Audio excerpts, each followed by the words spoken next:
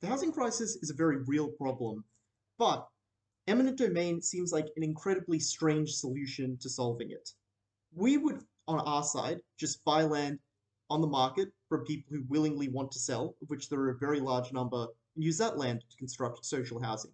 We'd probably do so in the cheapest possible places in order to maximize the amount of social housing we're able to build. And additionally, we would counter model using all of the additional political capital that'd be available from not engaging in a deeply unpopular and immoral policy to do things like reduce zoning requirements that mean it's far harder, for example, for the private market to produce the supply of housing that is necessary and that is by far the largest contributor to the housing crisis in these regions.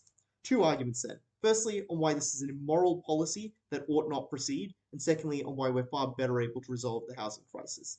Let's start with the principle then, because we would say that a man's home is his castle, and while eminent domain might be a legal mechanism the government can use, it is not a moral mechanism. Just because you can compulsorily acquire someone's property does not mean you should. There are several reasons for that. Firstly, people tend to have a very strong emotional connection to their home. They've lived in it for a number of years, often they built it, it might have been in their family for many generations, and they have strong memories that they want to be able to maintain there.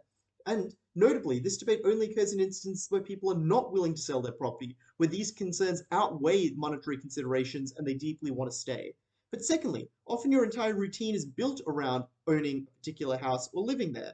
This requires people to find a new place to live, which often takes months. It requires scouting a suitable location, being able to purchase the property, moving all of your stuff, etc., which is incredibly expensive and time consuming. It requires finding new schools for your kids to attend or a much longer commute. It requires people finding new friends or moving away from family that otherwise provide an important support network, all of which absolutely disrupts your routine.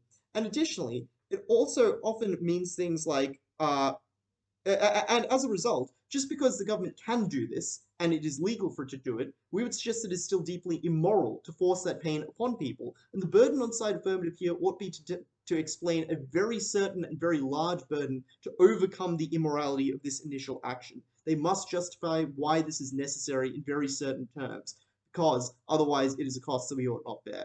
But we think we are just able to better solve the housing crisis on our side. Why is that? Firstly, because eminent domain is entirely unnecessary in order to resolve the housing crisis in these areas. If we want to build public housing, we can just buy land to build public housing. Plenty of people are willing to sell. Yes, Sydney, for example, has a shortage of housing and very high property prices, but people are constantly selling and buying property. There's a large amount of churn and liquidity in the market, so there's no reason to believe the government, who will pay market rates whether or not they use eminent domain or just purchase property that is being willingly sold, could just purchase without using that compulsory acquisition power. But secondly, the government could obviously just offer a premium in order to secure particular parcels of land if that were necessary. Secondly, the government can just open up land. There is huge quantities of crown land that the government doesn't allow development on, the government already owns, that it, through rezoning, could immediately free up to engage in both the construction of public housing and private housing. But finally, the use of eminent domain is where you need to purchase a specific parcel of land. For example, if you need to build a highway in a particular location and one house is in the way, their eminent domain might be necessary for the project to go ahead, but there's no particular requirement that public housing exists in any one particular location. We could just put it anywhere that is convenient. There are hundreds of places around cities which could host public housing. We can just find one of those places, buy up that land, and build it there. Secondly, this is an incredibly inefficient way to acquire land.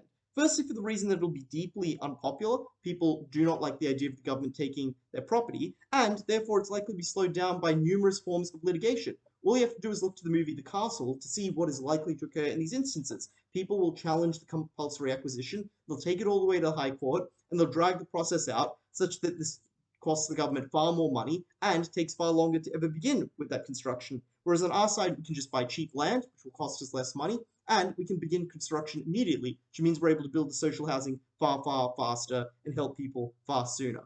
But secondly, we would point out that the real problem here is not one that is addressed by social housing, which obviously can only house a very limited number of people because the government has limited resources overall, but also specifically limited political capital to spend on things like social housing that are often not particularly popular because they're seen as a handout to a poor and unsympathetic part of the population. What needs to be done is just an increase in the overall housing stock within these cities so that there is more housing, and therefore, as supply increases to meet demand, cheaper housing available for everyone. So it's necessary to allow the private market to construct more in order to address the shortage that exists in these particular instances. And that is where our counter model ends up being quite crucial, because it explains why it is that we're able to free up that additional supply. We would say that the reason why there's often insufficient housing is because of restrictive zoning requirements and or things like NIMBYism that make it much harder to engage in necessary development.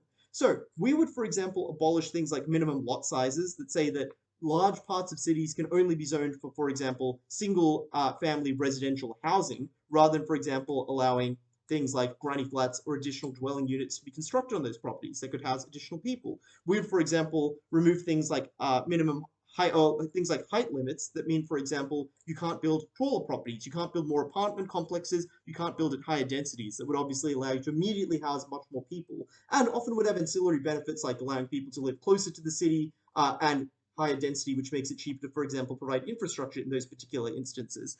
And we would remove other forms of zoning that just make it far harder to build the necessary infrastructure. We'd make it hard for people to object to buildings around them on the grounds that, for example, it changes local character, or, for example, it leads to more traffic congestion. We'd reduce, for example, the right of local councils to engage in that zoning or to veto that kind of zoning when necessary, and allow state governments to mandate that councils allow for more development to occur. And finally, we'd reduce things like various policies that actually subsidize demand and therefore lead to more money chasing a limited number of properties. So things like, for example, first home buyer schemes or other schemes where the government helps people purchase properties only serve to mean that a limited number of properties are just bid up by a very large number of sellers. So we'd scrap those schemes and redeploy the money into making it easier for the private market to actually construct housing in those particular instances. So notably, what this explains is one, why we'd be able to construct far more public housing. We'd be able to construct it much more cheaply, which would help the most disadvantaged people within the housing market who'd get access to that.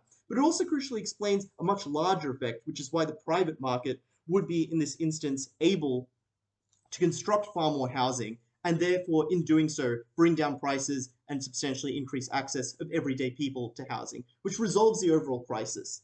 Notably, we do this without destroying people's homes, without inflicting upon them a very meaningful form of suffering, and we actually address the root cause of the housing crisis. For all of those reasons, we're incredibly proud to oppose.